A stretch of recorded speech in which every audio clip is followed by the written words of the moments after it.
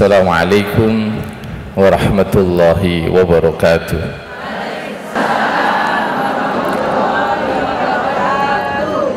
Baik, bunda semuanya yang dimuliakan oleh Allah Subhanahu wa Ta'ala,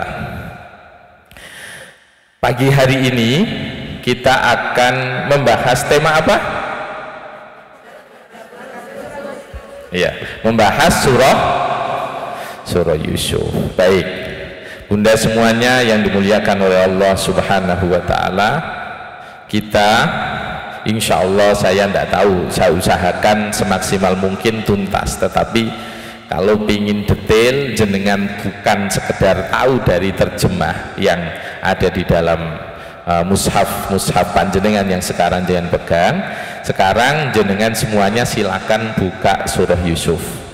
Jenengan sekarang buka surah Yusuf juz 12, okay? Juz 12, surah Yusuf juz 12. Nanti saya jelaskan dulu. Ini kalau jenengan paham detail, iki luwih seru daripada film Korea. Lah iya kok ya apa to? Estu. Iki ono nangise, ono tukarane, ono rebutan apa iki, ono prahara cinta yono. Urusan politik ya ada. Iki lebih seru daripada film Korea. Baik, sampun dibuka. Baik, bunda, yang akan kita kaji ini gini nggih, saya ingin menyampaikan dulu biar jenengan paham. Karena ini ada tema yang kaitannya dengan tafsir. Ini bisa serius, bisa santai, tapi sekali lagi secara cerita ini nano-nano. Di antara bunda, ini kita prolognya dulu ya,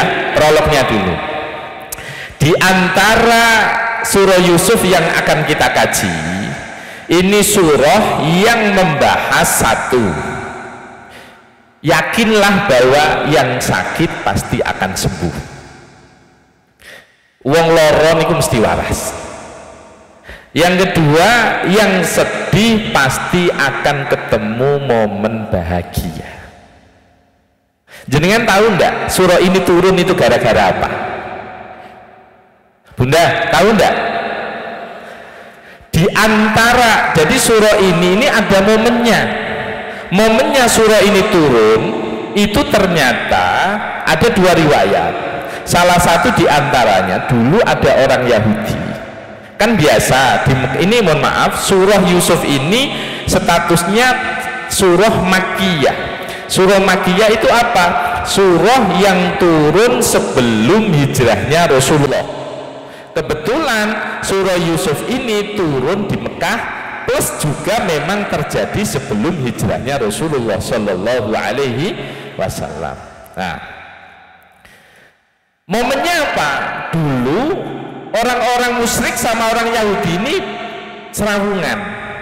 Mereka ngomong, takoo ning Muhammad, kenapa orang-orang Syam, orang-orang yang di Palestina kok pindah ke Mesir? Plus yang kedua, kenapa? Coba tanyakan ceritanya Yusuf itu kayak apa? Ini sing murui wong Yahudi karena memang mereka megang Taurat, kemudian supaya bertanya tapi lewat orang lain, namanya orang kafir Mekah. Tanyalah ke Muhammad, kenapa orang-orang di Palestina pindah ke Mesir? Ini kan eranya siapa coba? Ya eranya Nabi Yusuf alaihissalam. Kemudian coba tanyakan ceritanya Nabi Yusuf. Maka kemudian turunlah surah Yusuf. Dan momennya kapan? Momennya ketika Kanjeng Nabi bersedih luar biasa ketika ditinggal oleh istri tercinta plus ditinggal oleh paman beliau. Ini ketika momen Amul Huzn, tahun bersedih. Bunda, bahkan para ulama mengatakan kalau kamu sedih baca surah Yusuf maka kesedihanmu hilang. baca, pahami artinya. Kalau jenengan baca saja nggak cukup, tapi kalau jenengan baca, pahami artinya, jenengan akan tahu apa yang tertimpa pada diri kita itu tidak ada apa-apanya. Yang namanya ketika kita mengkaji surah Yusuf alaihi salam, maka pahami dan yakini masalah apapun akan selesai atas izin Allah. Kula jenengan kudu dadi wong sing kuat, nggih. Kula jenengan kudu dadi wong sing kuat. Kenapa ini saya sampaikan surah Yusuf sebagai prolog? Al-Qur'an yang menyebut Bunda, nahnu naqussu 'alaika ahsanal qasasi bima auhayna ilaika. Muhammad, aku akan ceritakan kepadamu satu kisah yang terbaik dari kisah-kisah yang ada. Lho sing nyebut yang terbaik niku Gusti Allah mboten kula. Ahsanal qasasi. Kalau bahasa hasanun itu artinya bagus. Tetapi ahsan maka lebih bagus. Jamil itu artinya cantik. Jamilah itu cantik. Tapi kalau ajmal itu lebih cantik. Jadi kalau orang kemudian dikatakan tobi jelek, akbah itu lebih jelek, maka kita akan mengkaji satu kisah di dalam surah Al-Quran, yaitu kisah yang terbaik yang diberikan oleh Allah kepada Nabi Muhammad Sallallahu Alaihi Wasallam. Bunda, yang pertama, Alif Lam Ra. Allah menyebut ayat yang pertama dengan, kalau panjenengan belajar ilmu Al-Quran, ini kategorinya al-huruful muqatta'ah, huruf yang terputus-putus. Alif Lam Ra, mocone mboten a la ra. Ini dalam konsep orang-orang Arab di era itu tidak ada bahasa Arab Alif Lam Ra, itu tidak ada. Mereka bingung, ini bahasa apa, Muhammad ini ngomong apa, kok tiba-tiba mengucapkan satu kalimat Alif Lam Ra yang dalam bahasa mereka tidak diketahui. Maka kalau dengan mengkaji surah Al-Baqarah, ini adalah i'jazul Quran. Baru pertama langsung menampakkan mereka tidak tahu apa-apa. Orang yang katanya itu bahasanya, tapi mereka tidak paham itu apa. Itu menunjukkan bahwa Al-Quran bukan dibuat oleh Rasulullah, tetapi Al-Quran adalah kalamullah. Pertama mereka langsung tidak tahu apa-apa. Apa itu Alif Lam Ra? Tidak ada dalam bahasa Arab Alif Lam Ra itu. Memang tidak ada artinya. Para ulama tafsir ketika memaknai Alif Lam Ra, mereka selalu mengatakan Allahu a'lamu bimuradi, Allah yang tahu artinya. Pertama Bunda, dari satu ayat saja surah Yusuf, mereka orang-orang musyrik Mekah sudah tidak tahu arti dari Alif Lam Ra. Walaupun sebagian ulama ada yang memaknai alif artinya Allah, lam artinya adalah Jibril, ro adalah apa, ada. Tapi jumhurul ulama tafsir mengatakan bahwa Alif Lam Ra adalah Allahu a'lamu bimuradi. Baik, yang kedua Bunda, tilka ayatul kitabil mubin. Coba ini kalau dari sisi bahasa, kenapa kok pakai tilka? Tilka itu menunjukkan arti yang jauh. Itu. Kenapa kok nggak pakai hadihi? Itu kalau jenengan mengkaji, kenapa memakai tilka? Kalau itu menunjukkan tentang keagungan kitab suci. Tidak menunjukkan ini, tetapi itu. Tilka ayatul kitabil mubin. Kemudian selanjutnya, inna anzalnahu qur'anan arabiyyan la'allakum taqilun. Sungguh kata Allah, aku turunkan kepadamu Muhammad Quran yang berbahasa Arab supaya mereka bisa berlogika. Mereka tahu karena yang kamu ajak ngomong orang Arab. Artinya apa, bunda semuanya? Ketika kita bicara di hadapan banyak orang, maka pakailah bahasa yang mereka pahami. Kalau kita bicara di hadapan teman-teman yang akademik, ya kita pakai bicara bahasa akademik. Kalau kita bicara di saudara-saudara kita yang biasa, mungkin di pasar apa, mereka tidak tahu itu apa proporsional, apa macam-macam tidak tahu, ya pakai bahasanya. Kanjeng Nabi diajarkan oleh Allah, kamu berbicara dengan bahasa mereka. Sehingga apa? Penekanan Al-Quran, la'allakum ta'qilun, supaya mereka bisa berpikir. Bagaimana kita mentransfer sesuatu sementara orang itu tidak tahu apa yang kita sampaikan? Ya pasti napa? Roaming toh? Muter-muter sih toh? Baik. Dari sini bunda, kita ini baru ayat 1 sampai ayat 3. Saya jelaskan. Kenapa kok surah ini dinamakan surah Yusuf? Sudah jelas. Karena di dalamnya tercantum kisah Nabi Yusuf alaihissalam. Dan bunda, jenengan silakan kalau tidak percaya, buka juz 1 sampai juz 30. Tidak ada surat Al-Quran yang satu surat sesuai namanya, hanya menjelaskan sesuai nama itu, yang lain tidak ada. Ayat 1 sampai 111 itu tidak mengkisahkan Nabi amanah pun, tidak ada. Jenengan tengok surah Ibrahim, ada kisah Nabi Musa, ada kisah Nabi yang lain.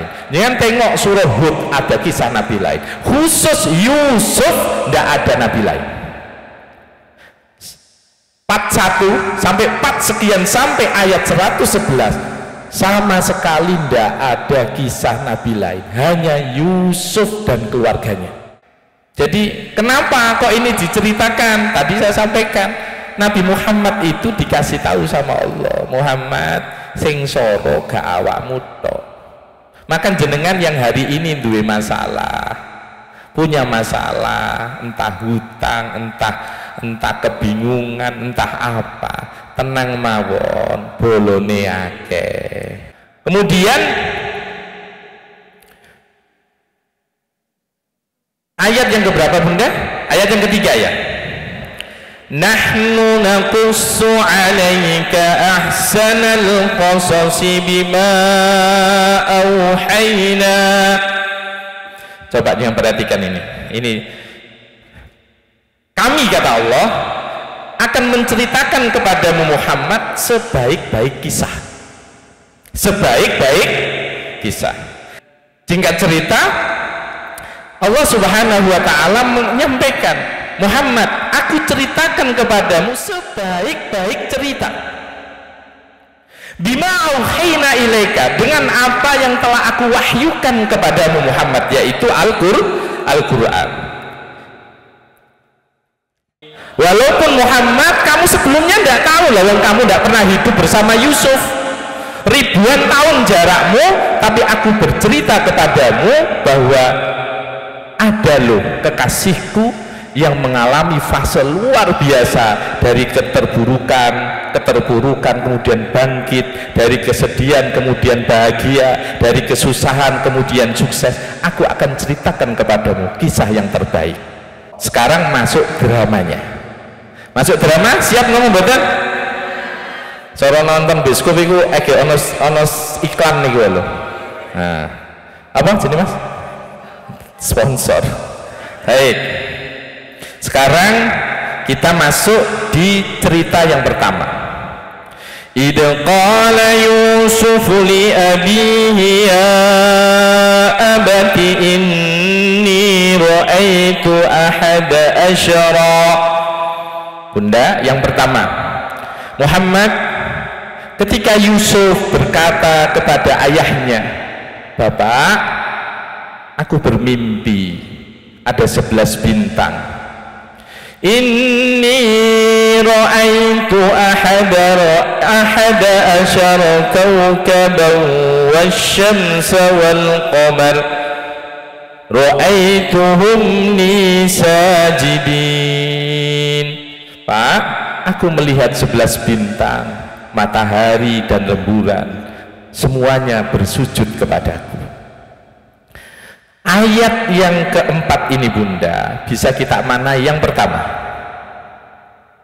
Yusuf yang saat itu oleh para ulama menyebut, ada yang mengatakan umur 17, ada yang mengatakan umur 12. Saya ulangi nggih, saat beliau bermimpi itu, ini belum nabi, belum jadi nabi, anak yang baru remaja. Beliau mimpi, Pak, aku bermimpi ada 11 bintang, matahari dan rembulan kemudian bersujud kepadaku.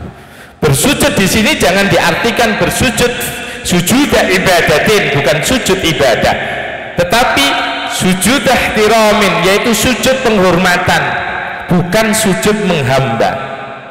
Maka kemudian di sini disebutkan siapa 11 bintang itu. 11 bintang adalah 11 dari saudaranya Yusuf alaihissalam. Kita tahu Bunda, Yusuf punya ayah namanya Yakub, Yakub punya ayah namanya Ishak, Ishak punya ayah namanya Ibrahim, yang Rasul menyebut dengan istilah Al-Karim, Ibn Al-Karim, Ibn Al-Karim, Ibn Al-Karim. Orang mulia dilahirkan oleh orang yang mulia, dilahirkan dari orang yang mulia, dan dilahirkan dari orang yang mulia. Yusuf orang mulia punya ayah yang orang mulia yaitu Yakub, Yakub punya ayah yang mulia yaitu Ishak, Ishak punya orang mulia, ayah yang mulia yaitu Ibrahim alaihissalam. 11 anaknya Yakub, 12 yang terkenal dengan istilah Bani Israel. Di antara 12 itu ada namanya Yusuf, di antara 12 itu ada namanya Yahuda. Yahuda itulah yang kelak nanti melahirkan para nabi, termasuk nabi yang tadi kita baca ayatnya yaitu Daud dan Sulaiman. Secara darah mereka dari Yahuda. Oke, sampai sini bisa dipahami?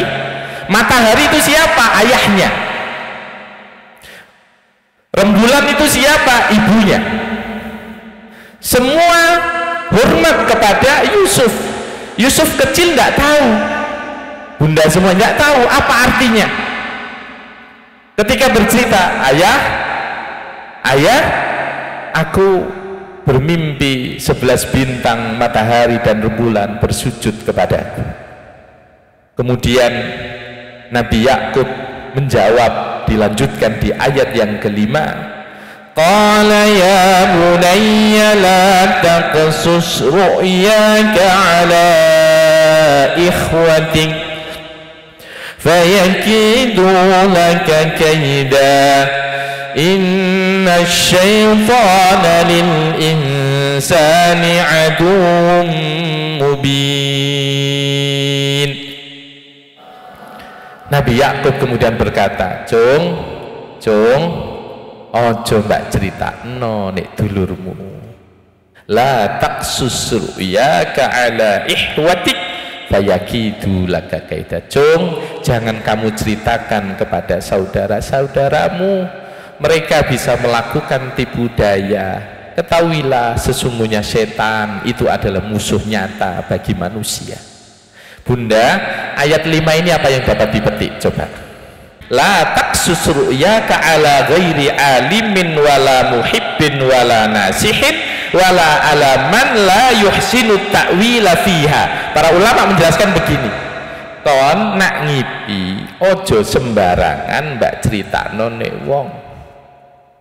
Saya ulangi, kamu kalau bermimpi jangan mudah menceritakan kepada orang lain kecuali satu, dia paham tentang takwil mimpi, dia orang yang baik kepada panjenengan, dan dia adalah tipe orang yang selalu menasehati.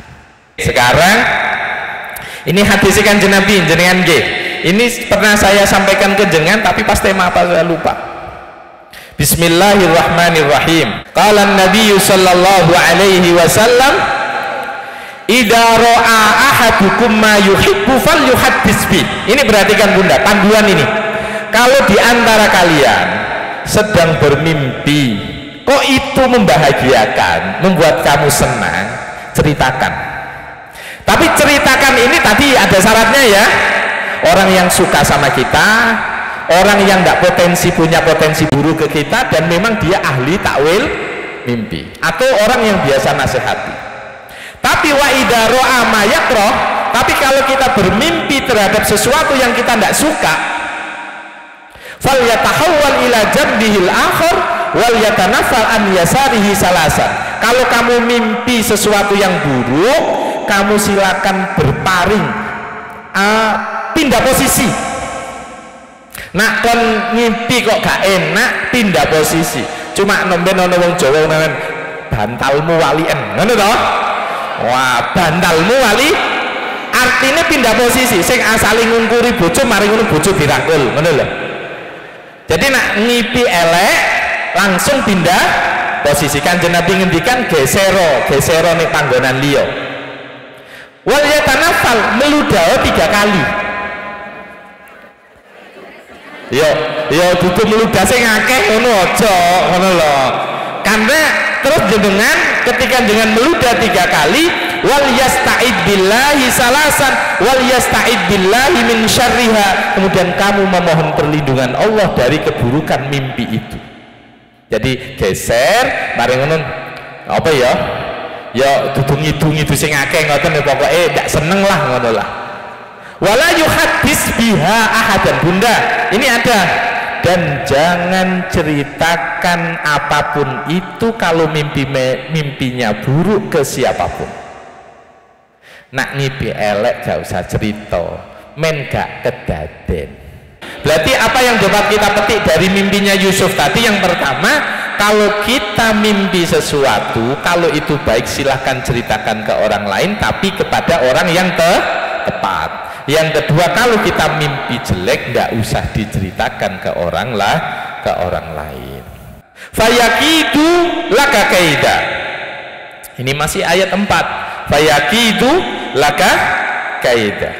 Bunda, jangan perhatikan. Ini ada 3 sosok disebut: ayah, anak, personal Yusuf, dan saudara-saudaranya, kecuali Bunyamin ya, kecuali Bunyamin. Sing mokong 10, sing siji isih cilik mboten melok-melok. Bunyamin iki dulur kandungnya Nabi Yusuf, loro iki dulur kandung, bapak ibuke padha. Sing 10 niki beda mbok. Saudara tiri niki ceritane. Jadi nek ana bawang merah, bawang putih, awet ngomben wis ana. Awet ngomben iki wis ana, Yusuf karo dulure. Oke. Fayakidu laka kaida. Bunda, ini menunjukkan, ini potensi kita harus paham. Sing jenenge bapak, sing jenenge wong tua, itu pasti ketika diungguli oleh anaknya, orang tua akan bahagia. Saya ulangi, orang tua itu kalau bapaknya S1 kok anaknya iso S3 bahagia. Tapi engko sik nak dulur, engko sik dulur itu ada potensi mereka ndak suka. Apa Mbak Yuku iso ngene, aku gak iso. Artinya apa? Di Quran itu sudah digambarkan kenikmatan yang diterima seorang anak, respon orang tua pasti bahagia. Tetapi tunggu dulu, kebahagiaan, kenikmatan yang diterima oleh saudara, ditanggapi oleh saudara bisa berbeda. Mulane opo-opo ojo diceritano. Mulane Nabi Yakub berpesan kepada anaknya, cung ojo mbak ceritano, la taksus ru'yaka ala ihwatika fayakidu laka kaida. Oke, saya jelaskan lagi. Berarti mimpi ini tadi ayat 4, poinnya apa tadi Bunda? 1, ketika kita bermimpi, kalau baik silakan ceritakan, tapi kalau jelek kamu segera geser, pindah ke tempat yang lain, meludahlah, kemudian kamu memohon perlindungan kepada Allah Subhanahu wa ta'ala. Yang kedua, kaitannya dengan ayat 4, kita bisa belajar bahwa ketika kita memberi warning kepada teman kita tentang bahaya orang lain, itu bukan ghibah, tetapi itu demi kebaikan. Dan yang ketiga, jangan, yang namanya kebahagiaan di mata orang tua itu tidak sama di mata saudara. Ayat keberapa Bunda? Kelima, keenam sudah.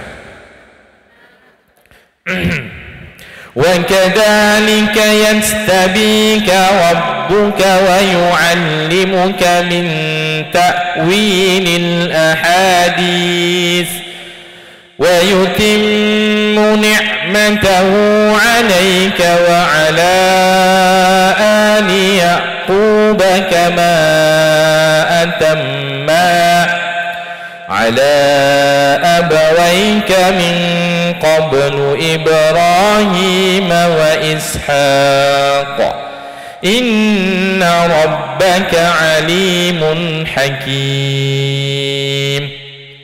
Bunda, setelah Nabi Yusuf berkata kepada ayahnya, ayah, aku bermimpi 11 bintang, matahari dan rembulan bersujud kepadaku. Maka kemudian Yakub mengatakan, Jong, jangan engkau ceritakan mimpimu itu kepada saudaramu, karena mereka bisa melakukan tipu daya yang luar biasa kepadamu. Sesungguhnya setan adalah musuh nyata bagimu. Maka kemudian Nabi Yakub berceritanya begini, 3 hal yang diberitahukan kepada Nabi Yusuf alaihissalam. Ini artinya apa Bunda? Saya tanya jenengan, kalau Nabi Yakub pesen ngomong, Jong jangan ceritakan ke saudaramu, saya tanya, kira-kira saudaranya bisa nakwil mimpi enggak? Ayo saya tanya, Nabi Yakub kan komentarnya begini, Jong ojo ndak cerita no dulurmu. Kira-kira saudaranya bisa nakwil mimpi enggak? Bisa. Kalau sampai Nabi Yakub kemudian warning kepada Yusuf, oh coba cerita no dulurmu, berarti dulure ya duwe warisan ilmu iso nakwil mimpi.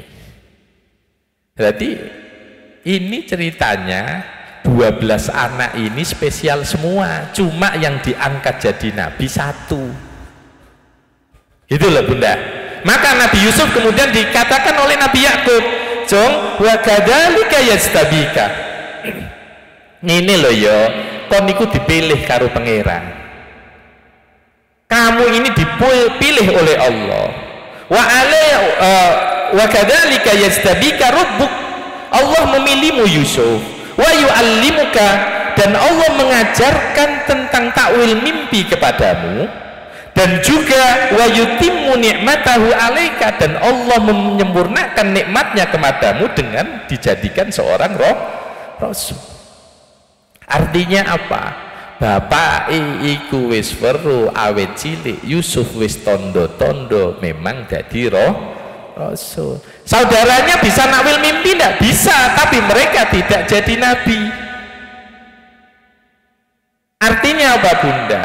Gen itu tetap ada pengaruhnya, jangan dikira gen itu enggak ada.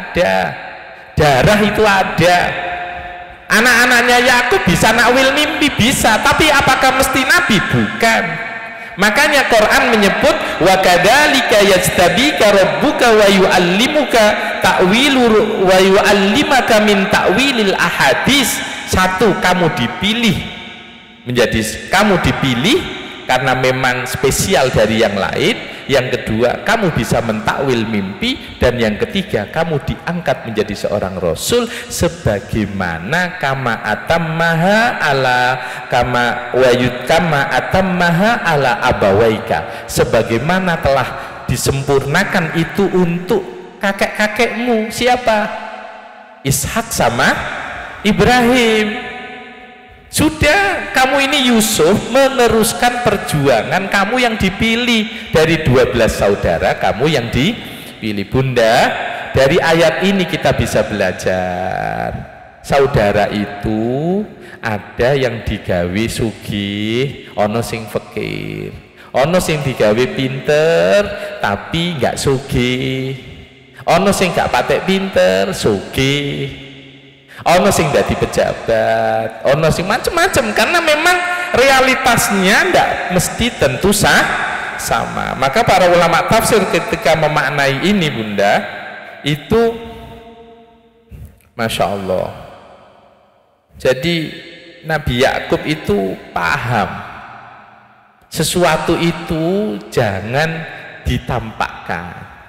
Kanjeng Nabi itu pernah menyampaikan dari sahabat Abdullah ibnu Umar, beliau pernah menyampaikan seperti ini, ista'inu ala injahil hawais.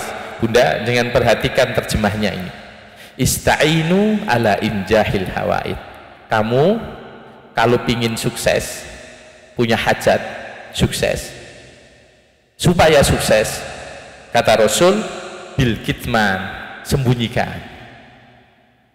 Kalau jangan nak duwe nopo-nopo, nak durung hasil ojo diomong-omong no, jare wong Jawa nopo? Masuk angin. Napa masuk? Ojo diceritakno, kecuali nak wis fix deal, moro-moro pembukaan toko. Cerita saja ndak boleh, cerita kan belum tentu pamer ya kan, apalagi pamer. Apa bahasa sekarang namanya? Fleksi. Loh, uang oleh nikmat itu nak iso didelehno, lha iku ndak tuku mas-masan diduda-dudano. Boten. Fa inna kulladzi ni'matin mahsud. Setiap nikmat pasti dihasut. Di momen itulah setan masuk. Di momen itulah setan masuk. Masya Allah. Baik Bunda, itu gambaran. Kita part 1 kita bicara tentang mimpi, tentang hasud, tentang menjaga cita-cita, tentang bagaimana bahwa namanya ayah itu tidak sama seperti saudara. Kalau ayah itu tidak mungkin hasud, itu tidak mungkin, tapi saudara ada potensi hasud. Baik, kita buka pertanyaan-pertanyaan, silakan Bunda. Assalamualaikum warahmatullahi wabarakatuh. Mau menanyakan Mbak. Bunda siapa? Bunda Indah. Bunda Indah. Ya.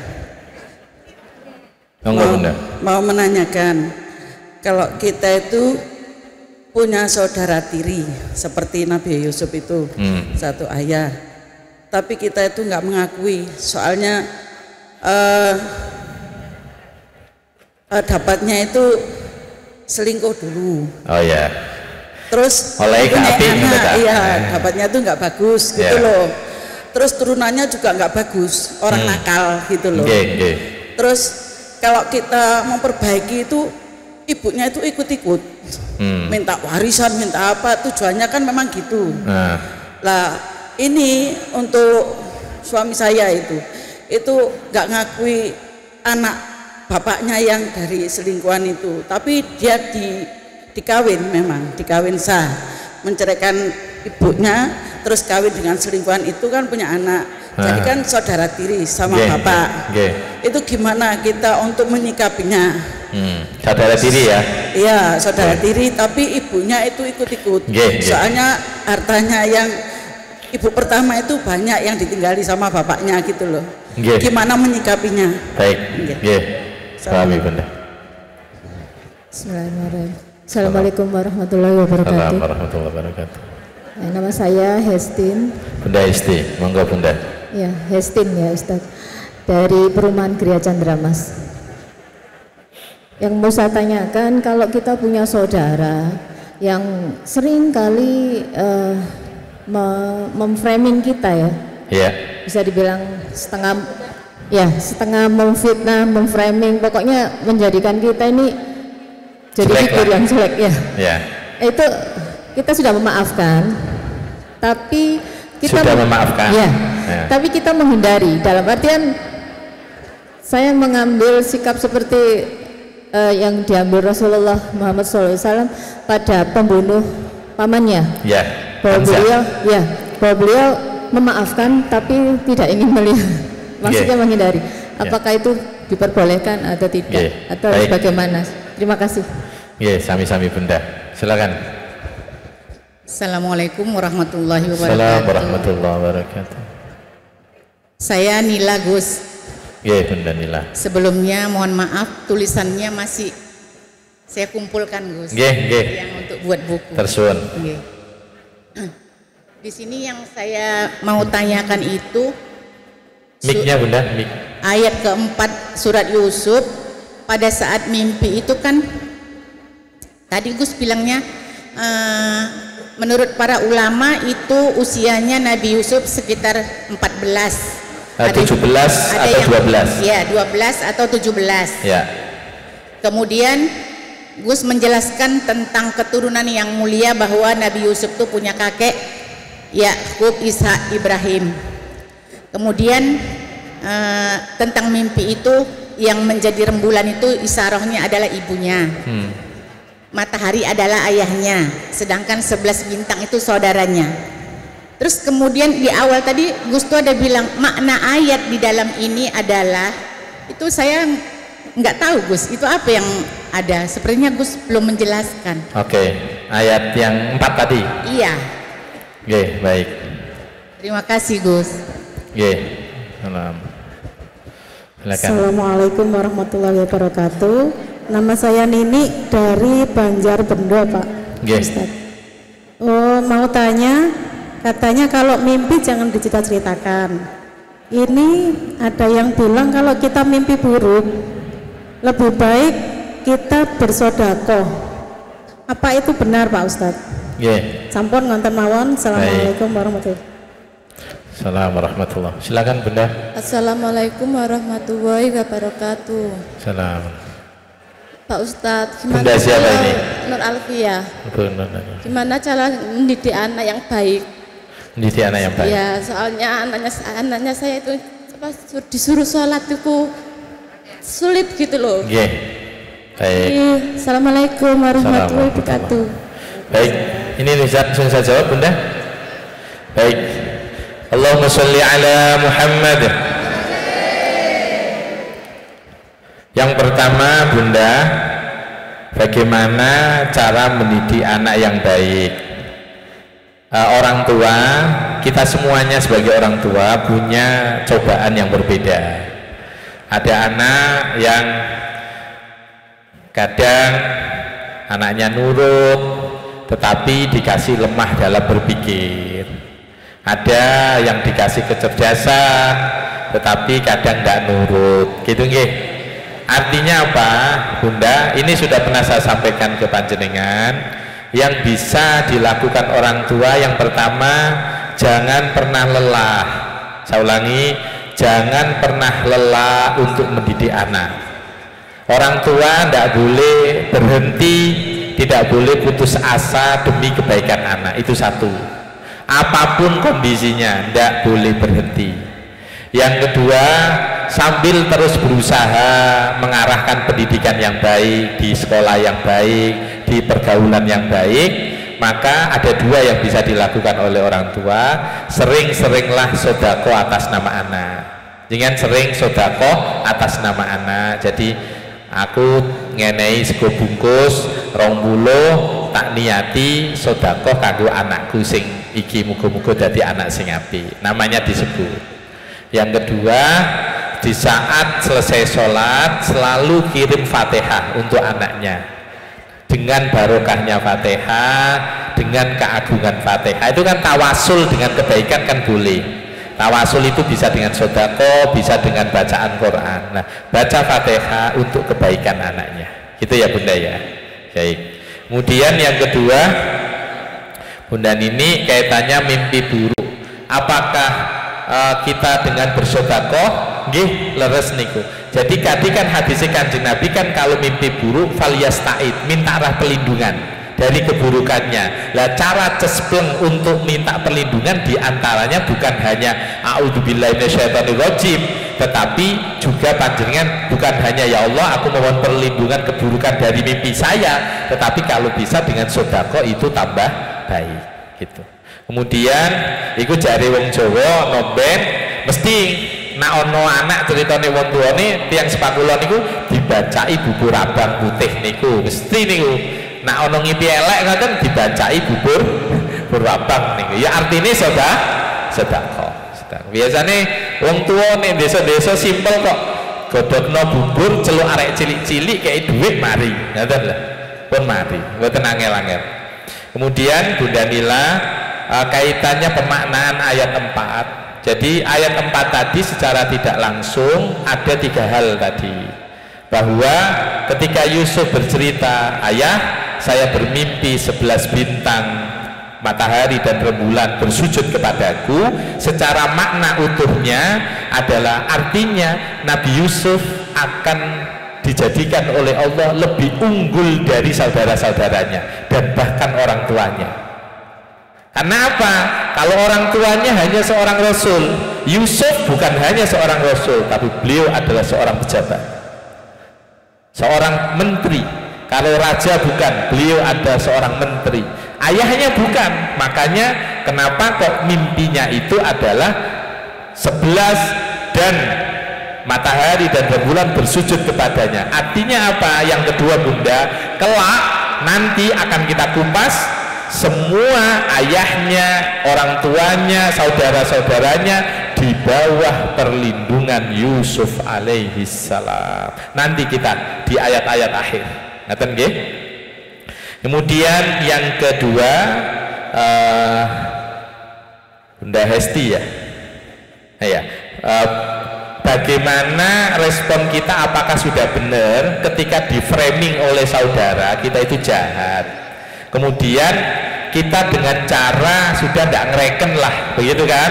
Itu pas atau enggak? Sebagaimana Kanjeng Nabi ketika paman beliau dibunuh dalam perang Uhud, kemudian sahabat yang membunuh itu dimanfaatkan sama Rasulullah, sahabat Wahsi namanya, yang kemudian masuk Islam. Kemudian yang penting Rasul mengatakan, wis aku pokoknya gak ketok wajahmu. Artinya apa? Nanti kita akan sampai di titik Bunda, kalau Yusuf, saya ulangi kalau Yusuf, kalau jenengan kan hanya di framing, Yusuf ini tidak hanya di framing ini, Yusuf ini langsung eksekusi. Lebih parah kan? Apa yang dilakukan oleh Yusuf? Bukan balas dendam, bukan membalas untuk menyakiti, bahkan juga bukan menghindar. Apa yang dilakukan Yusuf? Nanti kita bahas di ayat-ayat terakhir. Nanti tak kei bocoran dhisik.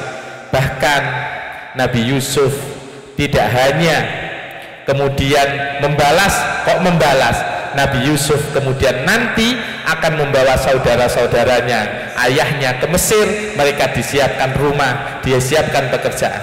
Berarti Bunda nak jangan kepingin niru Nabi Yusuf, nak di framing elek, teri sego terus, kirimi sego, kirimi sayur, tambah di framing kirimi terus. Nah, gitu ya. Ya apa kira-kira? Ndak paten ya.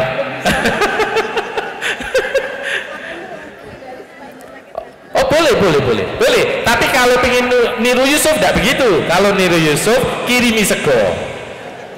Iya, dibaikin. Kalau kuat. Saya ulangi. Nabi Yusuf ketika bercerita tentang kisah lalunya Soroe DE, Nabi Yusuf ngomong ke bapaknya, Pak, alhamdulillah kok ya bejo aku ditemu wong. Dudu ngomong aku mari dibuak anake sampeyan. Artinya apa? Nabi Yusuf tidak pernah muncul rasa dendam, bahkan memframing dirinya menjadi orang yang didolimi, bukan. Tapi Nabi Yusuf mengatakan, aku bejo Pak, ditulung wong, ditemu wong. Tidak bercerita bahwa proses sebelum ditemukan orang itu padahal dibuang oleh saudara-saudaranya. Gitu ya Bunda ya.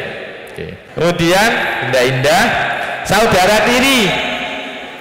Nah ini kula niki ya duwe, dulur tiri ya duwe. Tapi bolak-balik sing iso nyadarno niku wong tuwa. Kula niku nggih gadah dulur tiri. Kula gadah kanca duwe dulur tiri niku kathah. Ana sing mboten saged nerima kados garwahe jenengan niki wau. Lah iso olehe lah wong nomben mbokku ditinggal lho. Wani ngono ta? Terus pertanyaane dibalik.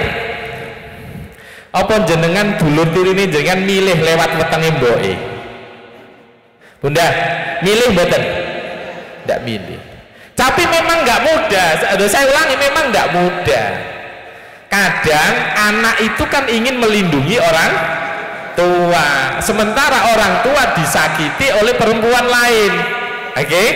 Perempuan lain melahirkan anak. Saya tanya aja, anaknya ini punya salah apa tidak? Apa dielok-elok no? Kenapa diikutkan? Karena si anak ini ingin bela ibunya. Maka langkahnya yang terbaik seperti apa? Yang terbaik ya akur. Yang terbaik akur. Tapi kalau ndak bisa, minim kayak ibu tadi. Ojo dijatuh karam ngono tok wis. Yang terbaik minim itu ojo ngejak tukaran, itu cukup sudah. Ya sudah, saudara sekedar ketemu saat lebaran, bukan yang dekat gitu loh. Tapi yang baik ya tetap awor. Yang terbaik tetap bersama. Anaknya betul gak ada salah kok. Sing salah kan mbok itu. Ada pertanyaan tapi? Oh, mau kasih hadiah? Ada dari online, Gus. Nggih, monggo. Kalau masa iddah itu 4 bulan 10 hari, apakah boleh pergi ke masjid buat subuhan? Setelah subuhan langsung pulang. Dan apakah boleh kita menghadiri pengajian, setelah pengajian langsung pulang? Nggih. Baik, satu aja ya Bunda ya. Ada 2, Gus. Satu lagi.